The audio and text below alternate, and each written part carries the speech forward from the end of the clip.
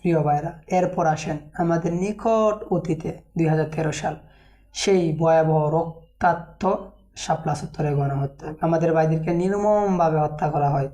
আল্লাহ তাআলা তাদের কবুল করুক। সহিহ বুখারীর হাদিস নং 48, সহিহ মুসলিমের হাদিস নং 64, অন্য কিতাবে রয়েছে।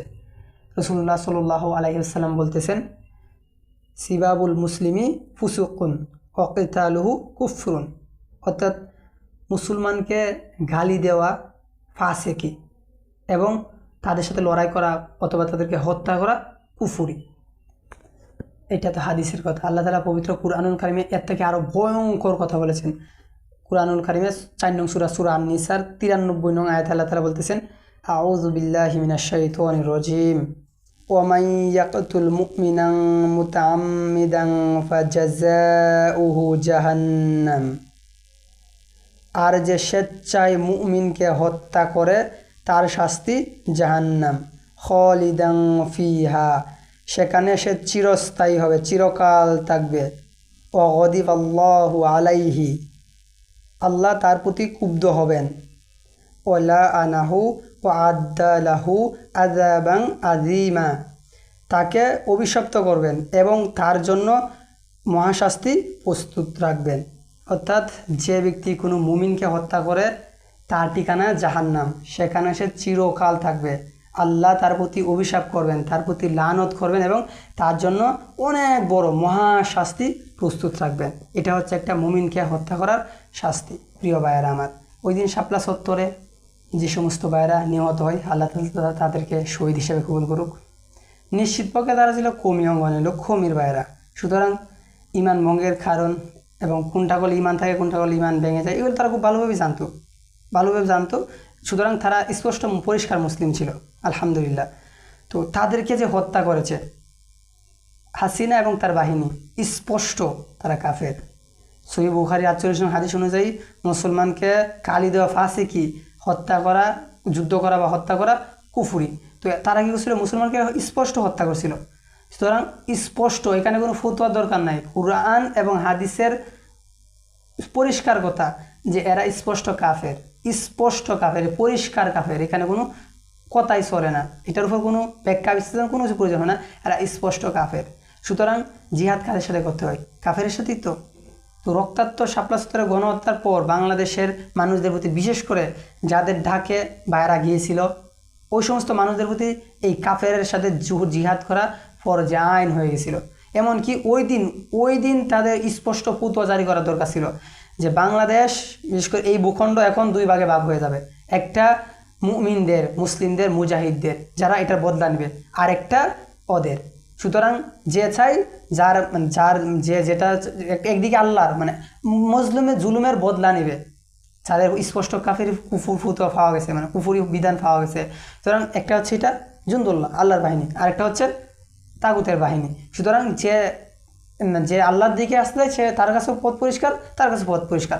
ওই দিনই বাংলাদেশ 2টা ভাগে ভাগ হয়েছিল। ফতোয়া জারি করা হয়েছিল যে এদেরকে যেখানে পাবে ওইখানে কাটিয়ে ফেলাই দিবা, এরকম ফতোয়া করা দরকার ছিল। ভয়ঙ্কর, একবারে শেষ। হয়তো এরা শেষ, নয়তো আমরা শেষ। হয়তো এই ভূমি থেকে তাওহীদ একবারে শেষ, তাগুতের রাজত্ব কায়েম হবে, নয়তো এই ভূমি থেকে তাগুত শেষ, তাওহীদের রাজত্ব কায়েম হবে। এই দিনই ফয়সালা হওয়ার দরকার ছিল। আর এই আশাটা নিয়ে আমাদের ভাইয়েরা গিয়েছিল ওইখানে। এই আশাটায় তারা একটা আশা নিয়ে গেছিল। কিন্তু হলো কি তখন?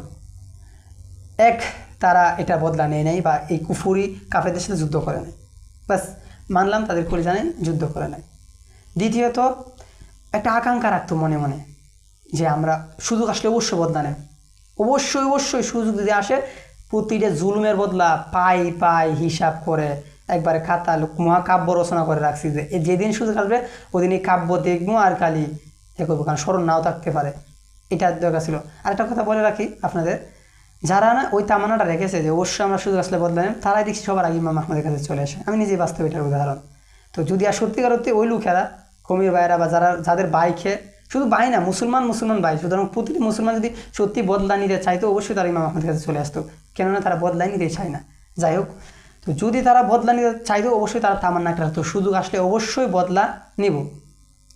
তারা কি এটা রাখছিল? পরিস্থিতিকে বুঝে তারা এটাও রাখা নাই। কিন্তু উল্টা হলো কি, আমাদের ভাইদের সাথে গাদ্দারি করে সেই যার বিধি স্পষ্ট কুফুরি পাওয়া গেছে কোরআনের অনুযায়ী যে স্পষ্ট জাহান্নামী খালিদান ফিহা, চিরকাল জাহান্নামে থাকবে, যার উপর আল্লাহর অভিশাপ, আল্লাহর লানত, মহাশাস্তি প্রস্তুত আছে যারা মুমিনকে হত্যা করেছে, সেই সমস্ত মানুষদেরকে উল্টা সেই ভাইদের রক্তের সাথে গাদ্দারি করে যে অঙ্গন থেকে তারা গেছিল সেই অঙ্গনে জননী বানিয়ে দিয়ে হলো সেই অভিশাপ্তটাকে। কত বড় গাদ্দারি!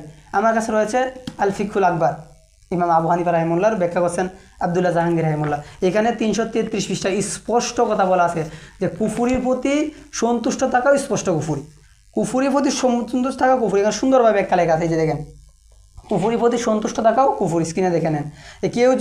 কেউ যদি ও মুসলিম, নাস্তিক অথবা ইসলাম অবমাননাকারীর শিরিক, কুফুর, মদ বা কর্মের প্রতি সন্তুষ্ট থাকে বা তারাও আখিরাতে মুক্তি লাভ করবে বলে বিশ্বাস করে, তবে সে ব্যক্তি কাফের, যদিও সে ইসলামের সকল বিশ্বাস ও আহকাম পালন করে।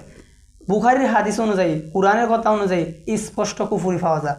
তো এই কুফুরদের, এই কাফেরদের প্রতি সন্তুষ্ট হয়ে এদেরকে আবার যে অঙ্গন থাকে, যে বাইরে রক্ত হয়েছে, যাদের বুকের উপর পাড়া দিয়ে গুলি করছে, সেই বাইরে যে অঙ্গন থাকে সেই অঙ্গনে জননী বানানি দেওয়া, ইতিহাসের থেকে বড় আর গাদ্দারি কী লাগে? রক্তের সাথে গাদ্দারি, মানে একটা আশা নিয়ে গেছিল, যাদের সাথে আশা নিয়ে গেছিল, যাদের ভিত্তি করে গেছিল যে এরা আশা একটা আছে, কোনো একটা হবে, আমার দ্বারা হবে না, আমরা যে সবাই যে হবে, এরা করতে পারবে, সেই মানুষগুলা যেদিন তাদের অঙ্গন থেকে তাদের জননী বানিয়ে দিল, তাদের হত্যাকারীকে, ইতিহাসের থেকে বড় গাদ্দারি কী হতে পারে? কেন? সনদের জন্য। সনদটা কী হবে? দুনিয়া কামাইতে হতে পারবে, মানে তারা দিনকে দুনিয়ার বিনিময়ে নিজের জজবাকে, নিজের ইলমকে, নিজের সব কিছুকে একজন কাফের পায়ের তলে নত করে দিয়েছিল। এত ইলম অর্জন করে কী লাভ হয়েছিল? যেখানে কাফের পায়ের তলে ইলম কিনে দিয়েছিল একটা সনদের জন্য। কে কত, এই সনদে কী দরকার? একটা সার্টিফিকেটের জন্য কী দরকার? পুড়ে ফেলে দিয়েছি সব কিছু, কী দরকার এগুলো সার্টিফিকেটের? কী দরকার ছিল? আমার দিন চাই, জান্নাত আমার জন্য তৈরি থাকবে ইনশাল্লাহ, আমার দিন চাই। কিন্তু কাফের প্রতি সন্তুষ্ট হইয়া রক্তের সাথে গাদ্দারি করিয়া যে ভাইরা এত তামান্না নিয়ে গেছিল, তাদের রক্তের সাথে গাদ্দারি করে, তাদের তামান্নার উপর তুতু মারিয়া এত বড় গাদ্দারি করা কত বড় জঘন্যতম কাজ, আপনাকে চিন্তা করতে পারছেন প্রিয় ভাইয়েরা আমার? তো আল্লাহ তাআলার অশেষ রহমত বলতে পারি। ঘটনা ঘটেছিল 2013 সালে, 14, 15, 16, 3 বছর পরে আলহামদুলিল্লাহ আল্লাহ তাআলা ইমাম আহমদের বেলায়েত দেয়। আলহামদুলিল্লাহ, মাত্র 3 বছরে যাদের গাদ্দারি প্রকাশ হওয়ার সব প্রকাশ হয়েছিল। এই 3 বছর পরে এই প্রতিটা জুলুমের বদলানোর জন্য আল্লাহ তাআলা ইমাম আহমদের বেলায়েত দেয়। আলহামদুলিল্লাহ, এটা আমাদের সেই কোরআন আয়াতের সাথে আমরা মিলাতে পারি, ইন্না মা'আল উসরি ইসরা, ইন্না মা'আল উসরি ইসরা, নিশ্চয়ই কষ্টের সাথে রয়েছে স্বস্তি, পরাজয়ের সাথে বিজয়, জুলুমের সাথে রয়েছে বিজয়, জুলুমের সাথে রয়েছে বদলা। এটার বাস্তব প্রতিফলন আমরা দেখতে পারি। আল্লাহ তাআলা এক আমাদের বিজয় দিবেন। কি বিজয় দিবেন? সেটা গাজওয়াতুল হিন্দ।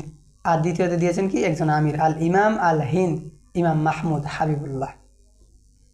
প্রিয় ভাইয়ের আমার, এই হচ্ছে ইমাম মাহমুদ হাবিবুল্লাহ, এই হচ্ছে সেই ইমাম মাহমুদ হাবিবুল্লাহ।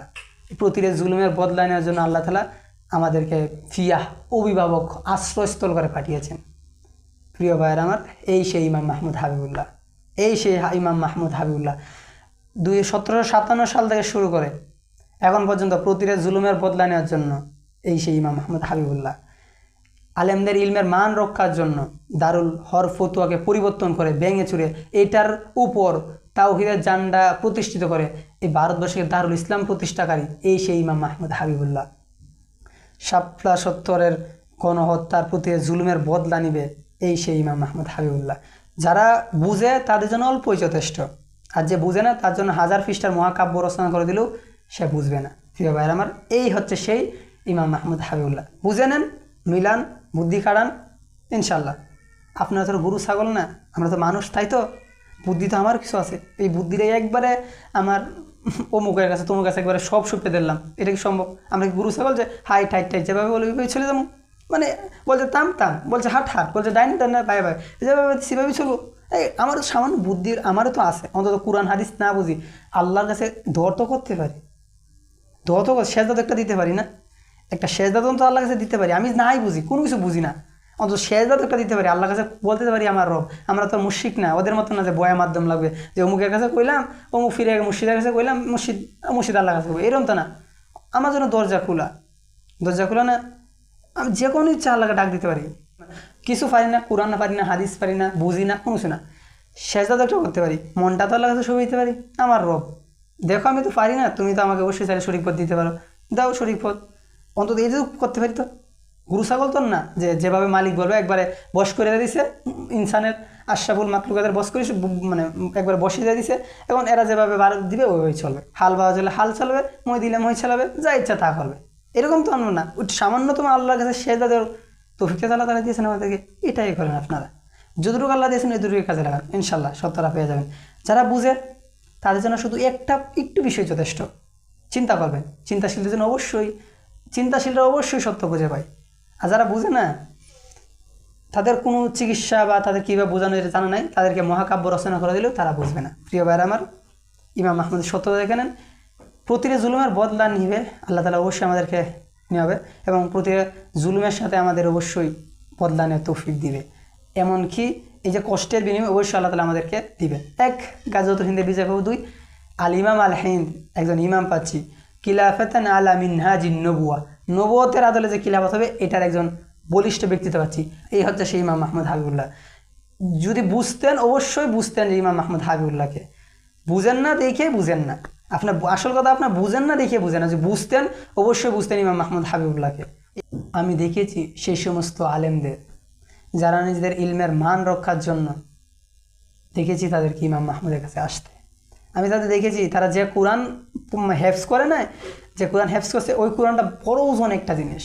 মুহাম্মদ সাল্লাল্লাহু আলাইহি ওয়াসাল্লামের কাছে নাজিল হইতো, উটের উপর বসে থাকলে উট বসে যাইত, মানে শরীর ঘেমে যাইতো, কারো উপর পা হাঁটু ওইগুলো থাকলে ওইগুলো ওনারটা ভেঙে যাইতো। খুদ নাজিল হয়েছিল, চুলগুলো পেকে গেছিলো, বুড়া হয়ে গেছিলো। তো এইটা ইলম অর্জন করেছে তারা এই ইলমের মান রক্ষার জন্য দেখেছি তাদেরকে ইমাম মাহমুদের কাছে আসতে। দেখেছি আমি তাদেরকে, আমি নিজে দেখেছি, এটা না আমি অন্য কারো শুনে করেছি, আমি নিজে দেখেছি। তারা যে ইলম অর্জন করেছে সারাটা জীবন, সেই ইলমের মান রক্ষার জন্য দেখেছি আল ইমাম আল হিন্দ ইমাম মাহমুদ হাবিবুল্লাহর হাতে হাত ধরে বসে থাকতে আমি দেখেছি সেই সমস্ত ভাইদেরকে যারা আল্লাহ রাহে নিজেদেরকে বিলিয়ে দিতে চায়। দেখেছি তারা নিজেদের দিন, নিজেদের তামান্না, নিজেদের আকাঙ্ক্ষা, নিজেদের আবেগ, নিজেদের বিবেক, নিজেদের যে সব থেকে মূল্যবান বস্তু সেই জীবনটাকে বিলিয়ে দেওয়ার জন্য দেখেছি ইমাম মাহমুদের কাছে আসতে।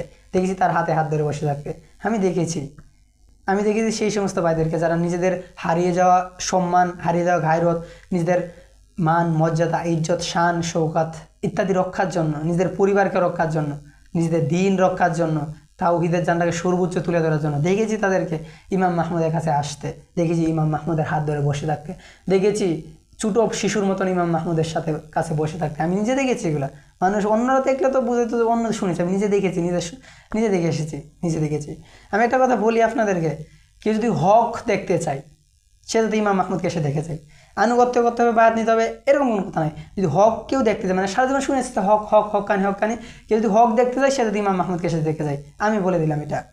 আর যে বুঝে না, মহাকাব্য লিখলেও সে বুঝবে না, এটাই বাস্তবতা। সুতরাং যারা বুঝে তাদের দ্বারা দিনে বিজয় আসবে।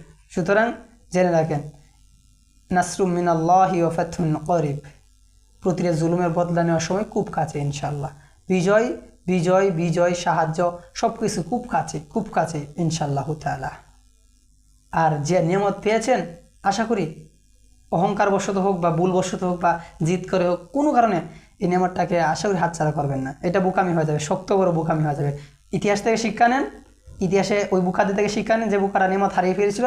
শিক্ষা নিয়ে দেখেন আপনি কী করবেন, নিয়ামতকে গ্রহণ করবেন নাকি নিয়ামতকে চুরে ফেলে দিবেন, এটা আপনার সম্পূর্ণ একান্ত দায়িত্ব। তবে চাইলে অবশ্যই আল্লাহর কাছে সাহায্য চাইতে পারেন। আমরা তারিবাদ করে তার কাছে সাহায্য চাই, আর তার জন্য আমাদের সব কিছু। আল্লাহ তাআলা আমাদেরকে কবুল করুক, আমিন ইয়া রাব্বাল আলামিন।